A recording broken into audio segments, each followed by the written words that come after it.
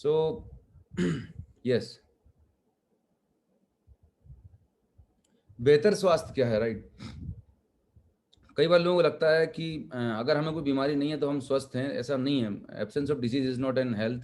मतलब overall wellbeing, physical, mental mental है, spiritual है, सोशल है, अगर आप सभी तरीके से कई बार लोग फिजिकली फिट है लेकिन मेंटली फिट नहीं है, तो वो हेल्थ का स्टेटस नहीं है। WHO की डेफिनेशन है कि आप फिजिकली, मेंटली, सोशली, स्पिरिचुअली, आप ओवरऑल अगर आपकी वेलबींग है, then you are having an good health status, right? आपकी हेल्थ एक अच्छी हेल्थ मानी जाती है, आप ऑप्टिमम हेल्थ पे रह सकते हैं। तो आप कैसे अच्छी हेल्थ मेंटेन करें, ऐसा क्या करें जिससे आप अपनी हेल्थ को बेहतर रख सकें?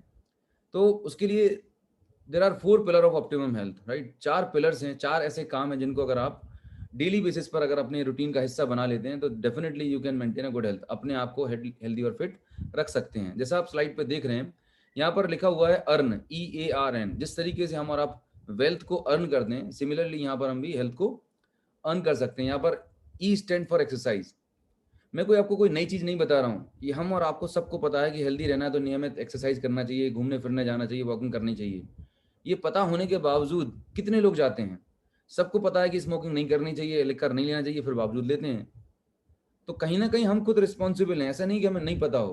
तो एक बार फिर आपको, मतलब है ना, बेसिक्स चीज़ों को मैं ध्यान आकर्षित करना चाहूँगा, दोबारा से आपको बताना चाहूँगा कि जो चीज़ें हमारे हिंदुस्तान में आयुर्वेदा में हमारे बड़े बुजुर्ग हमें बताते आए हैं, अगर हमने उन चीज़ों को फॉलो करना शुरू कर दिया, इम्प्लीमेंट करना शुरू कर दिया, तो निश्चित मानिए वो जो पहले ज़माने का 20 30 40 साल पहले का रूटीन होता था, दिनचर्या होती थी, वो दिनचर्या, वो रूटीन अगर हमने अडॉप्ट कर लिया, जितना मैक्सिमम पॉसिबल हो सकता है, 100% तो पॉसिबल नहीं है, पर जितना अडॉप्ट हम कर सकें उतना हमारे हेल्थ के लिए बेनिफिशियल है।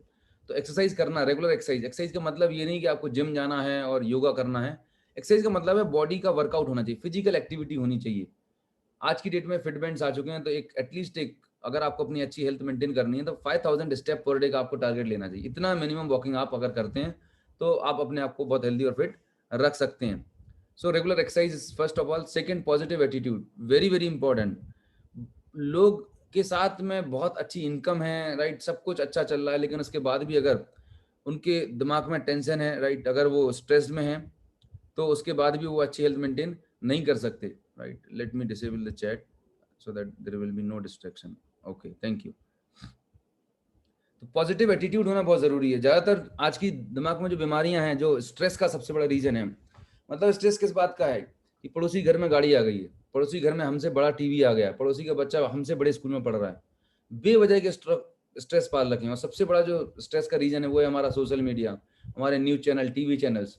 दिन भर इतना नेगेटिव दिखाया जाता है, आपके दिमाग में डाला जाता है कि आप कुछ भी, बिना कुछ भी ना चाहते हुए आपके दिमाग में स्ट्रेस पैदा हो जाता है। तो मेरी आपसे रिक्वेस्ट है कि आप अपने दिन की शुरुआत करें तो आप अपने आप को टीवी चैनल, न्यूज़ चैनल, जो भी नेगेटिव चीज़ें हैं उनसे आप दूर रखें। और रात को सोने से पहले आप कोई टीवी, न्यूज़ या कोई भी हॉरर सीरियल या कोई भी ऐसी चीज़ें ना देखें जिससे आपको स्ट्रेस पैदा होता हो। कुछ पॉजिटिव चीज़ें, कुछ अच्छा म्यूज़िक, कुछ रिलैक्सिंग चीज़ आप देखें जिससे आपकी दिन की शुरुआत अच्छी हो और रात को आप सोने जाएँ तो आप रिलैक्स मोड में रहें, राइट?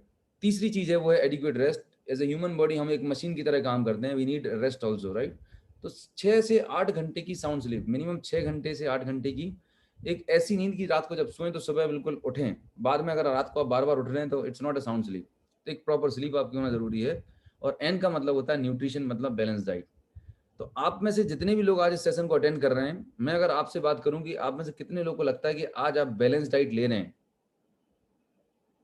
तो बहुत सारे लोगों का जवाब होता है कि मैं ले रहा हूँ। बहुत सारे लोग कंफ्यूज रहते हैं कि सर पता ही नहीं बैलेंस डाइट होती क्या है। पर let me tell you one thing, balance diet जो है, बैलेंस डाइट का मतलब क्या है, और राइट, और ओके, बहुत सारे लोगों को लगता है कि नहीं सर मैं तो दाल रोटी खा रहा हूँ और कोई भी तला भुना नहीं खाता हूँ, 2 रोटी सुबह 2 रोटी शाम को, दाल चावल खाता हूँ मैं, मतलब बहुत हेल्दी खाना ले रहा हूँ। मैं आपको बताना चाहूँगा ये बैलेंस डाइट नहीं होती है, कंट्रोल डाइट होती है, राइट? अच्छा, इन चारों चीज़ों में क्या चीज़ आपके कंट्रोल में है? एक्सरसाइज करना या ना करना आपके कंट्रोल में। आप चाहें तो कर सकते हैं, नहीं चाहेंगे तो कोई कुछ नहीं कर सकता। It's all dependence on you. Positive attitude रखना भी आपके हाथ में है, रेस्ट करना भी आपके हाथ में है। पर चौथा जो सबसे इंपॉर्टेंट पिलर है, जिस पे मैं आज पूरा प्रेजेंटेशन आज इसी पे बेस्ड है, न्यूट्रिशन बैलेंस डाइट पे बेस्ड है, कि बैलेंस डाइट आपके हाथ में लेना क्या है। आपके हाथ में ये है कि आप आज कौन सी सब्जी बनाएंगे, आप कौन सी दाल खाएंगे, ये आपके हाथ में है, ये चूज आप कर सकते हैं। बट जो सब्जी, दाल, फल, फूल, उनको कैसे प्रोड्यूस किया गया और वो आप तक कैसे पहुंचे, उनकी कैसे प्रोसेसिंग करी गई, वो आपके कंट्रोल में नहीं है। और ये सबसे बड़ा कंसर्न है आज हमारे देश में, राइट। हमारे देश में बहुत स्ट्रिक्ट कानून नहीं है, लोग कुछ भी अडल्ट्रेशन कर रहे हैं, मिलावट कर रहे हैं, जरूरत से ज्यादा केमिकल यूज कर रहे हैं, और वो adulteration, chemical, insecticide, pesticide, toxins कहीं ना कहीं हमारे बॉडी में धीरे धीरे जाके हमारे बॉडी को डैमेज कर रहे हैं, और फिर पता चल रहा है कि कैंसर जैसी खतरनाक बीमारी हो गई। तो आज हम बात करेंगे हम ऐसा क्या करें, आप अपने लाइफस्टाइल में ऐसा क्या करें, कुछ ऐसा न्यूट्रिशन लें जिससे आपके बॉडी में जो टॉक्सिन्स जा रहे हैं वो टॉक्सिन आपके बॉडी से बाहर निकल जाए और अपने आप को, आप अपनी बॉडी को प्रोटेक्ट कर सकें, राइट। सो इस चीज को डिटेल में समझने के पहले लेट्स अंडरस्टैंड ह्यूमन बॉडी। हम अपने बॉडी के बारे में समझते हैं कि हमारा ह्यूमन बॉडी है ये एक्चुअली में बना कैसे है, इसका पूरा सिस्टम कैसे काम कर रहा होता है। और एक थेरेपी है जिसको मैं बोलता हूँ सेलुलर नरिशमेंट थेरेपी, जैसे एक आयुर्वेदा है, नेचुरोपैथी है, एक्यूप्रेशर है, तमाम तरह की अलग अलग थेरेपीज हैं, और हर एक थेरेपी का अपना एक ऑब्जेक्टिव होता है जिसके अपने अलग एडवांटेजेस होते हैं।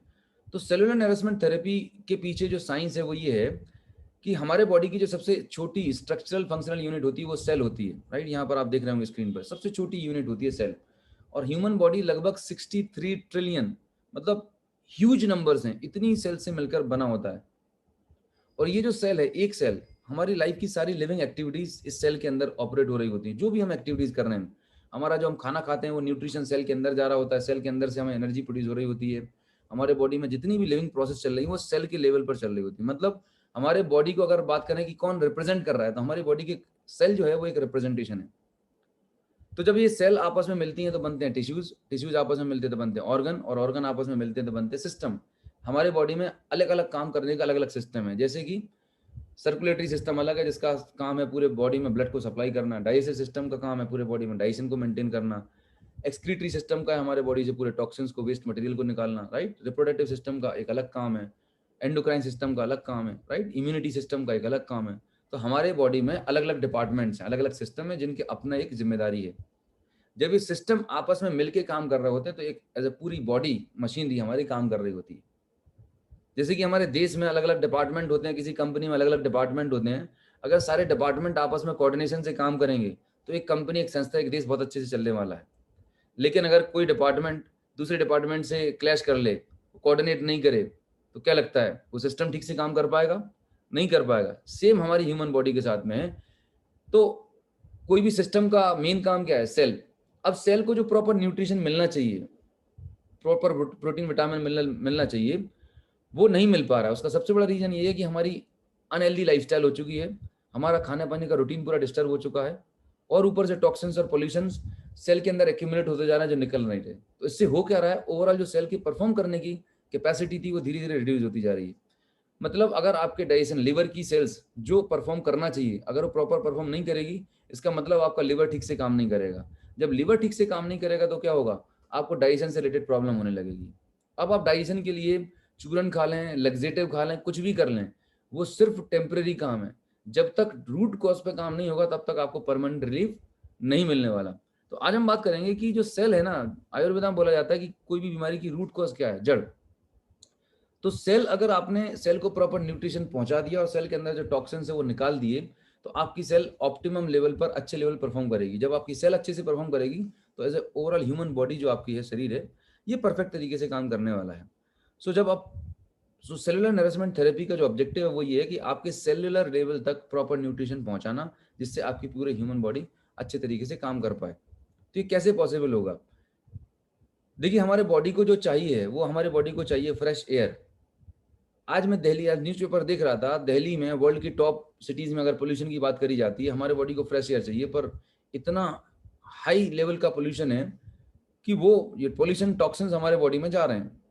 अब इससे बचने के लिए आपके क्या सोल्यूशन है? भाई आप ऐसा तो नहीं घर के अंदर हमेशा बंद रहेंगे, आपको बाहर जाना है, ट्रैवल करना, सब कुछ करना है। तो फ्रेश एयर चाहिए, लेकिन मिल रही है पोल्यूटेड एयर। हमें चाहिए प्योर वाटर, लेकिन कहीं ना कहीं बहुत सारी ऐसी फैमिलीज हैं, बहुत सारे ऐसे लोग हैं जिनको प्योर वाटर नहीं मिल पा रहा। हर जगह आरओ वाटर नहीं लगा हुआ है। हमारे बॉडी को चाहिए 46 डिफरेंट टाइप के विटामिन और मिनरल, लेकिन हमारा डाइट क्या है?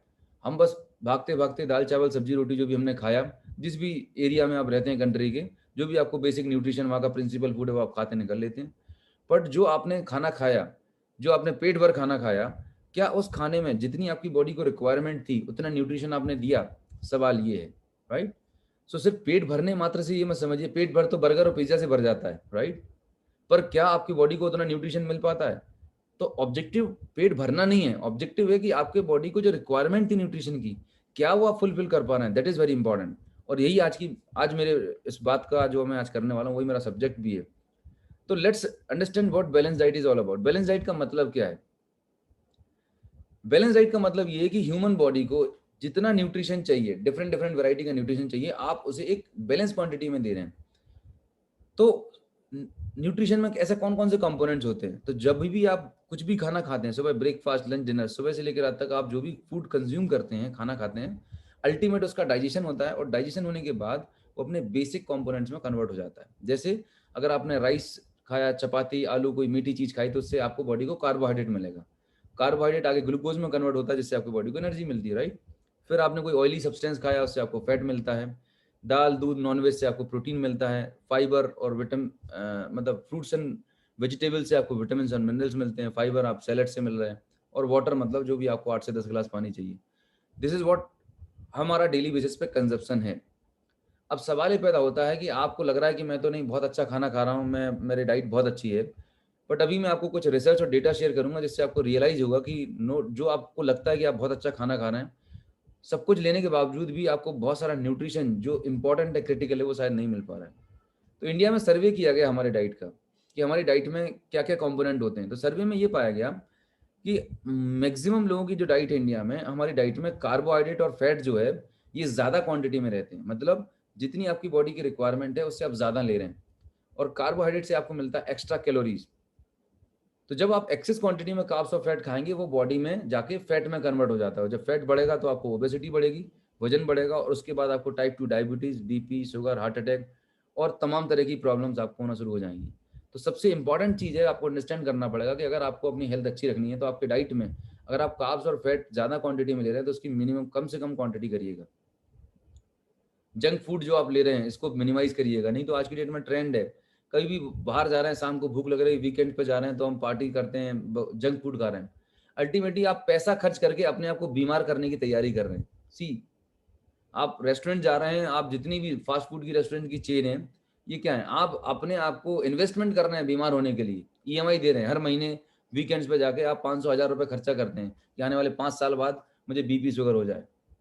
हमें सोचने की जरूरत है हम किस डायरेक्शन में जा रहे हैं। It is your hard and money. आप उसी से फ्रूट जूस ले सकते हैं, आप उसी से न्यूट्रिशन की अच्छी चीजें ले सकते हैं। पैसा आपका है, हेल्थ आपकी है, बट आपको डिसाइड करना है कि आप उस पैसे को कहाँ इन्वेस्ट कर रहे हैं। तो कार्ब्स और फैट्स कम मात्रा में है, राइट। ज्यादा मात्रा में जो आपको मिल रहा है, उसको आपकी क्वांटिटी कम करना है। प्रोटीन, विटामिन, मिनरल, ये आपको जितना लेना चाहिए उतना आपकी डाइट में नहीं है, राइट। तो इसकी क्वांटिटी आपको इंप्रूव करने की जरूरत है, जो आपको आगे वाली स्लाइड में मैं शेयर करने वाला हूँ। तो जब आप अपनी डाइट में इनका बैलेंस बना लेंगे, तब जाके आपकी डाइट एक बैलेंस डाइट होने वाली है। बैलेंस डाइट ना मिलने का सबसे बड़ा रीजन क्या है? हमारी लाइफस्टाइल। हम अपने जॉब में, अपने ट्रेडिशनल बिजनेस में, काम में इतने बिजी हो गए हैं। पिछले 20-30 साल पहले इतना मॉडर्नाइजेशन नहीं था, इतने ज़्यादा जॉब के प्रेशर नहीं होते थे, लोगों की लाइफ बहुत कंफर्टेबल थी, इसलिए लोगों को इतनी बीमारियां नहीं थी। लेकिन जैसे जैसे ज़माना बदल रहा है, चीज़ें बदल रही हैं, फास्ट पेस लाइफस्टाइल होने की वजह से हमारी प्रायोरिटी चेंज हो गई हैं, राइट। हेल्थ लास्ट प्रायोरिटी पे। तो होने उससे हो क्या रहा है कि आपका जो खाने का रूटीन है, आइडियली सुबह 8 बजे ब्रेकफास्ट, 12-1 से लंच, और रात को 8 बजे से पहले आपका डिनर हो जाना चाहिए। ब्रेकफास्ट हैवी होना चाहिए, लंच थोड़ा लाइट होना चाहिए, डिनर बिल्कुल लाइट होना चाहिए। मैं आप जितने भी लोग इस सेशन को अटेंड कर रहे हैं, मैक्सिमम लोगों के साथ क्या हो रहा है? उल्टा हो रहा है। ब्रेकफास्ट कभी होता ही नहीं है, और खासकर वुमेन के साथ में तो वो पूरी घर को केयर करने में इतनी बिजी रहती हैं कि मैक्सिमम वुमेन्स वो ब्रेकफास्ट ही नहीं करती। उनका सीधा लंच होता है सबको खिलाने पिलाने के बाद 2 बजे। सो अगर आप के खाने में 6 घंटे से ज़्यादा का गैप है, राइट, आप बहुत लेट, और आपका खाने का रूटीन प्रॉपर नहीं है, इससे आपकी बॉडी में इंसुलिन प्रोडक्शन बढ़ता है, right, glucose level, blood sugar level बढ़ता है, और वही एक जब लंबे समय तक बना रहता है, तो बीपी शुगर होने की पूरी तैयारियां हो जाती हैं। तो खाने का रूटीन बहुत इंपॉर्टेंट है, खाने की क्वांटिटी बहुत इंपॉर्टेंट है कि आप कब कौन सा खाना खा रहे हैं। आयुर्वेदा में बहुत स्पष्ट बताया गया है कि सर्दियों में क्या खाना है, गर्मियों में क्या खाना है, बारिश के सीजन में क्या खाना है, क्या नहीं लेना है, पथ्य अपथ्य सब बताया गया है। सब चीजें हजारों साल पहले बता दी गई हैं, पर हम शायद उस तरफ ध्यान ही नहीं दे रहे। बीमार हो जाते हैं, फिर हम सब करने के लिए तैयार हो जाते हैं। तो क्यों ना हम बीमार होने से पहले थोड़ा सा कॉशियस हो जाएं और प्रिवेंटिव मेजर्स लेना शुरू कर दें, जिससे हम अपने आप को और अपने फैमिली को हेल्दी रख सकते हैं। तो ये लाइफस्टाइल बहुत फास्ट हो गई, और सबसे बड़ा जो चैलेंजिंग टास्क है और रीज़न है लोगों के बीमार होने का, वो है इंक्रीजिंग पोल्यूशन। आज आप देख रहे हैं कोई भी फ्रूट्स वेजिटेबल आप ले रहे हैं वो प्योर नहीं आ रही, ह्यूज क्वांटिटी ऑफ इंसेक्टिसाइड और पेस्टिसाइड यूज़ किए जा रहे हैं। पंजाब में हमने ग्रीन रेवोल्यूशन तो ला दिया, किसानों ने इतना ज़्यादा केमिकल इंसेक्टिसाइड यूज़ किया कि आज वहाँ पर हर दूसरे तीसरे घर में कोई ना कोई कैंसर का मरीज है। स्पेशल कैंसर ट्रेन चलाई जा रही है मुंबई के लिए, इतने नंबर ऑफ केसेस बढ़ गए हैं। पहले कहाँ होता था वुमेन्स में कैंसर, आज ओवेरियन कैंसर, ब्रेस्ट कैंसर के रिस्क कितने बढ़ गए हैं। एक इंसान कभी स्मोकिंग नहीं करता पर उसको लंग कैंसर हो गया, हेड एंड नेक कैंसर हो गया। मैंने 5 साल जॉब किया है कैंसर डिवीजन में, तो मैं तो रोंगटे खड़े हो जाते हैं। एक नॉर्मल पर्सन जो बिला उसने कुछ भी ऐसी बैड हैबिट नहीं है, उसको कैंसर हो जा रहा है। कहाँ से पैदा हो रहा है कैंसर? इन्हीं सब हार्मफुल केमिकल्स की वजह से, जहरीले इंसेक्टिसाइड और पेस्टिसाइड की वजह से हो रहा है। मेरा सवाल आपसे सिर्फ इतना सा है कि क्या आपके पास इन सब टॉक्सिन केमिकल से बचने का कोई सोल्यूशन है? एक सोल्यूशन मैं आपको सजेस्ट करता हूँ कि हम सब लोग अपने अपने घर में किचन गार्डन बना लें, अपने अपने फार्म हाउस बनाएं और नेचुरल तरीके से ऑर्गेनिक फार्मिंग करना शुरू कर दें। तो मुंबई वाला पर्सन बोलेगा साहब मैं नौकरी पे जाऊंगा कि खेती करूंगा। कितने लोगों के लिए प्रैक्टिकली फिजिबल है? Less than 1%, right? तो हर किसी के लिए प्रैक्टिकली फिजिबल नहीं है। खाना पीना आप छोड़ नहीं सकते, खाना तो हमारी मजबूरी है, भाई मार्केट से ही लाना है। तो इसमें बहुत सारा रिसर्च किया गया कि हम ऐसा क्या करें जिससे ये जो हमारे बॉडी में टॉक्सिन्स और पोल्यूशन जा रहे हैं ये न्यूट्रलाइज हो जाएं, इनएक्टिव हो जाएं, और इनसे होने वाला जो डैमेज है उनसे हम अपने आप को प्रोटेक्ट कर लें। दूसरी चीज है फ्री रेडिकल्स। फ्री रेडिकल्स मतलब, इसको समझिएगा अगर, कि जब आप घर में एप्पल को काट के रख देते हैं तो एप्पल कैसा हो जाता है? रेड कलर का हो जाता है। क्यों हो जाता है? क्योंकि बाहर इतना ऑक्सीडेशन है, फ्री रेडिकल्स हैं जो उसको डैमेज कर रहे हैं। लोहे को आप खुला छोड़ देते हैं तो उसमें जंग लग जाती है, रस्ट लग जाती है।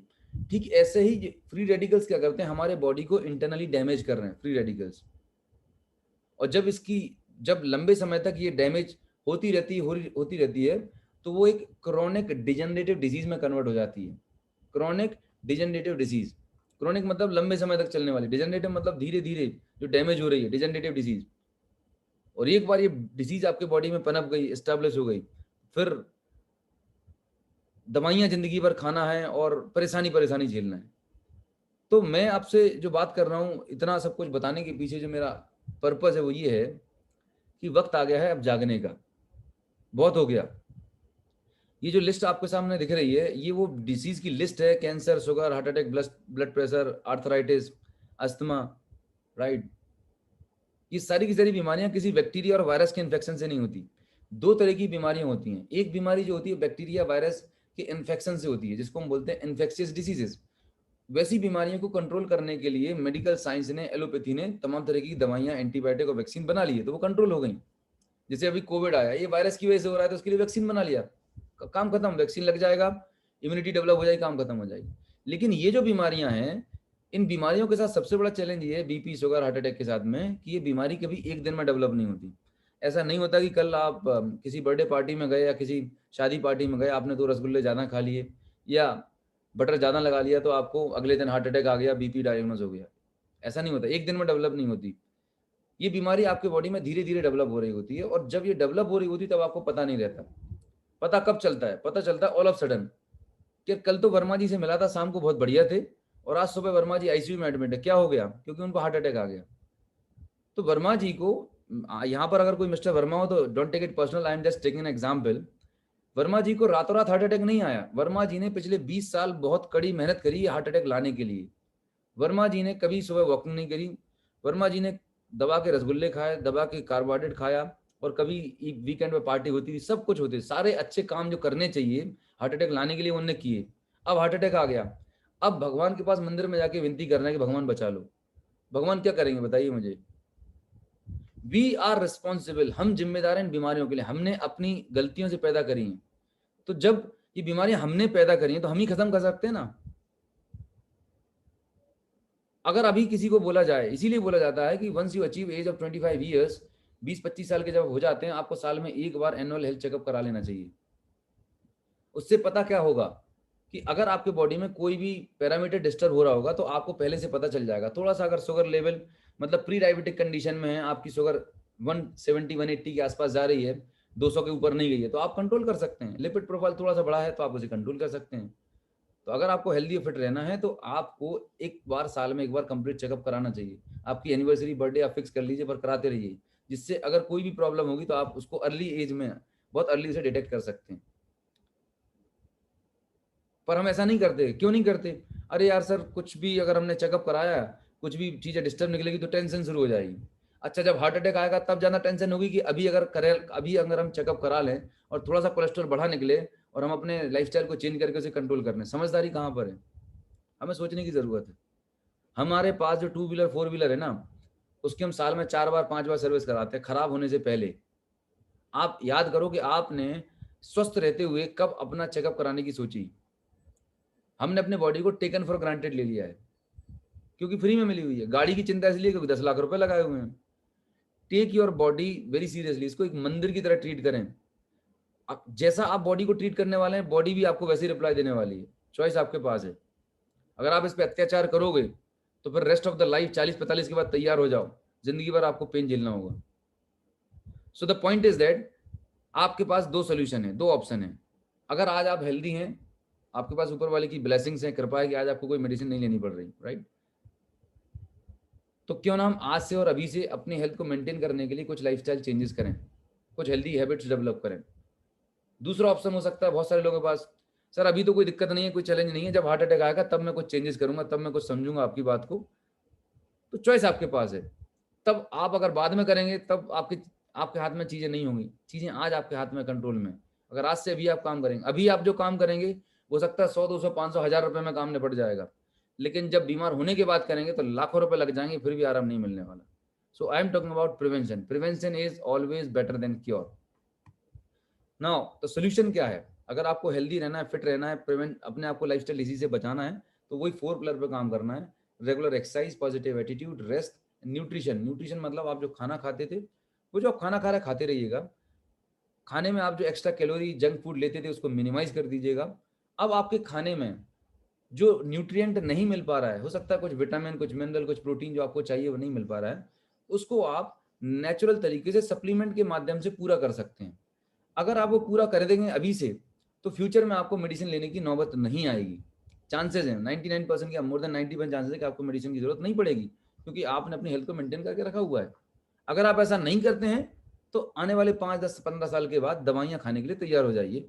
चॉइस आपके पास है कि आप क्या करना पसंद करते हैं, right? Now coming to the protein part. मैंने बात किया कि आप और हम जो खाना खाते हैं उसमें कार्बोहाइड्रेट भी होता है, फैट भी होता है। ये चीज़ें, 2 चीज़ें आपको बाय डिफॉल्ट आपके खाने में मिल रही हैं और ज़्यादा क्वांटिटी में मिल रही हैं, इसे कम करना है।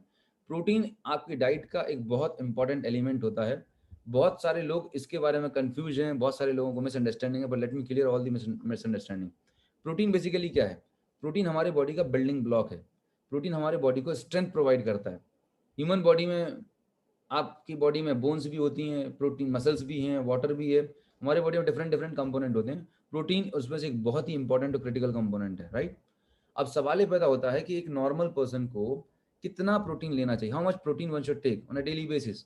सो there are some guidance, WHO ने कुछ गाइडलाइन दिया हुआ है, राइट?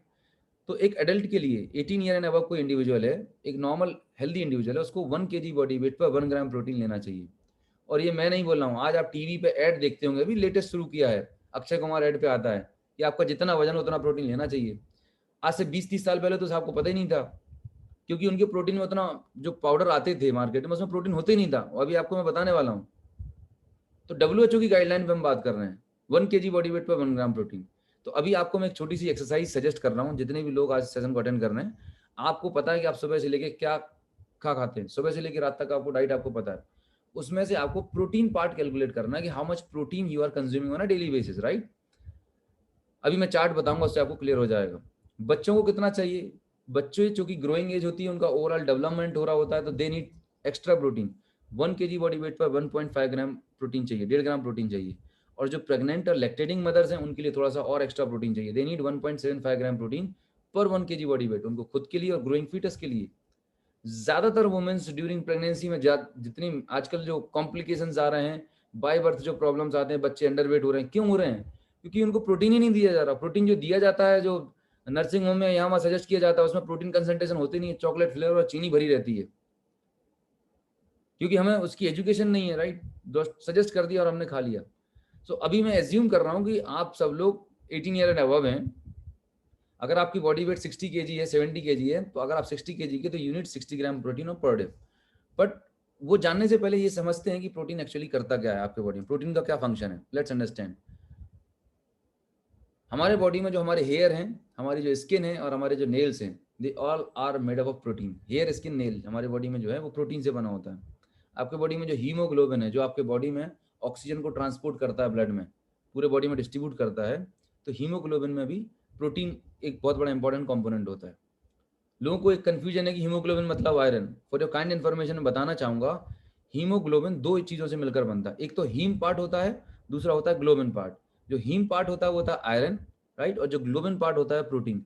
जब आयरन और प्रोटीन आपस में मिल जाते हैं तब एक परफेक्ट हीमोग्लोबिन मॉलिक्यूल बनता है, राइट। हमारे बॉडी में जो ब्रेन टिश्यूज हैं, नर्व्स हैं, उसके ऊपर प्रोटीन की माइलिन शीट होती है, वो प्रोटीन चाहिए। आपके बॉडी में जितने भी एंजाइम्स हैं, हार्मोन्स हैं, चाहे वो इंसुलिन हार्मोन हो, चाहे वो थायराइड हार्मोन हो, they all are made up of protein. हमारे बॉडी में हमारा जो डिफेंस मैकेनिज्म सिस्टम है, इम्यून सिस्टम है, जो एंटीबॉडीज बनते हैं, उनको प्रोड्यूस करने के लिए आपको चाहिए प्रोटीन। आपके बॉडी में जितनी भी डैमेज है, रिपेयरिंग के लिए क्या चाहिए? प्रोटीन चाहिए। जस्ट मसल्स पार्ट आपके बॉडी में जितना है वो सब प्रोटीन से बना हुआ है। आपको क्या लगता है आपके बॉडी में जो प्रोटीन इतने सारे फंक्शन कर रहा है, they are the most important critical functions. अब 1 मिनट के लिए थोड़ा समझिएगा। मैंने आपको बताया कि हमारी ह्यूमन बॉडी एक मशीन की तरह काम करती है। आप इसमें जितना इनपुट डालेंगे उतना आउटपुट इससे एक्सपेक्ट कर सकते हैं। अब आपकी बॉडी को रिक्वायरमेंट है 60 ग्राम ऑफ प्रोटीन की, 60 to 70 ग्राम प्रोटीन चाहिए एक एडल्ट के लिए। और आप कंज्यूम अगर सफिशिएंट क्वांटिटी में प्रोटीन नहीं खाएंगे, तो क्या आपको लगता है कि ये सारे जो फंक्शन आपके बॉडी में होने चाहिए ये परफेक्ट चलने वाले हैं? नहीं चलने वाले। चलिए समझते हैं कैसे।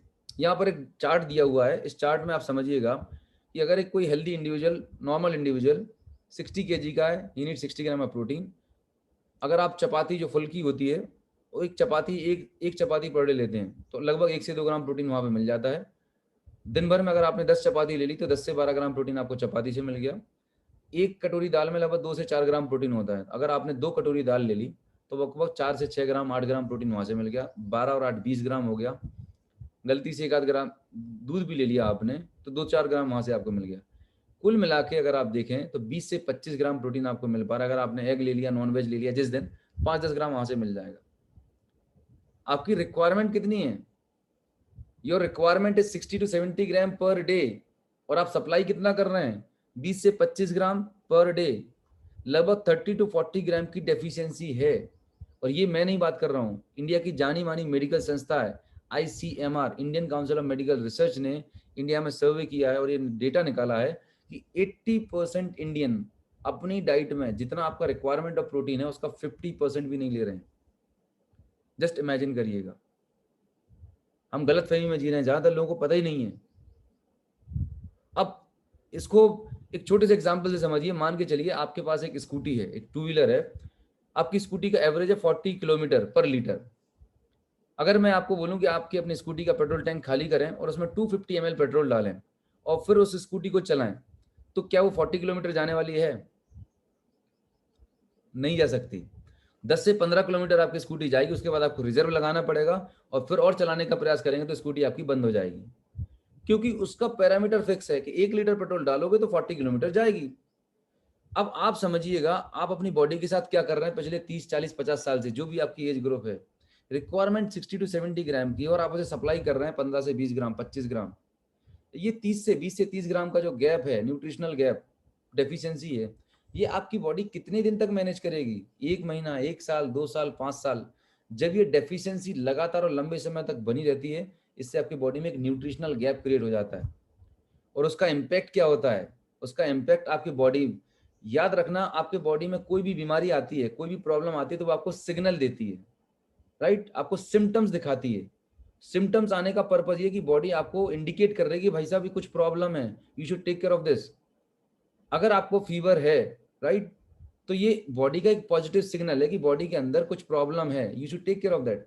अगर आपको हेडेक है, हेडेक कोई बीमारी नहीं है, आपकी बॉडी आपको इंडिकेट कर रही है कि सर आप रेस्ट कर लीजिएगा, थोड़ा सा रिलैक्स हो जाइएगा, जिससे मुझे रिलैक्स मिल जाए। अगर आपको छींक आती है तो बॉडी की एक डिफेंस मैकेनिज्म, प्रोटेक्शन है कि अंदर आपकी रेस्पिरेटरी सिस्टम में कुछ कचरा, कुछ गंदगी गई, उसको बाहर फेंकने की प्रोसेस है। ये बॉडी की अपने सिम्टम्स इंडिकेट कर रही होती है। लेकिन जब हम ये इन सिम्टम्स को इग्नोर करते हैं लंबे समय तक, तो वही एक बड़ी क्रॉनिक डिजीज में कन्वर्ट हो जाती है। अब समझिए 30 ग्राम 40 ग्राम की डेफिशिएंसी है, और आप सोच रहे हैं कि मेरे बाल सफेद ना हो, मेरे बाल ना झड़ें। दुनिया कोई ताकत नहीं रुक सकती। 80-90% वुमेन्स को हेयर फॉल की प्रॉब्लम है। अब हेयर फॉल हो रहे हैं, गुच्छे के गुच्छे निकल रहे हैं, राइट? उसका रूट कॉज क्या है? आप किसी डॉक्टर के पास जाते हैं या कहीं नॉर्मल देखते, टीवी एड देखते, तो क्या करते हैं? कोई शैम्पू, कोई कंडीशनर आपने जो फैंसी एड देख लिया, लगा लीजिए, सुपरफिशियल।